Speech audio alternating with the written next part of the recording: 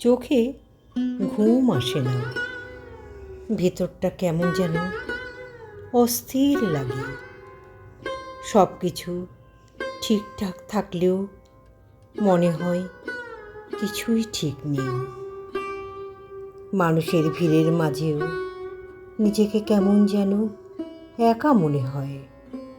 সব কিছু পাওয়ার পরও যেটা পাইনি সেটা হলো মানসিক শান্তি।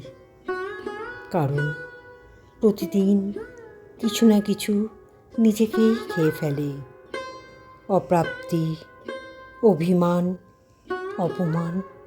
আমার আর এখন কারোর উপর রাগ হয় না। শুধু নিজেকেই প্রশ্ন করি, কেন এমন হচ্ছে আমি? কেন এত কিছুর পরও শান্ত একটা নিঃশ্বাস নিতে পারি না?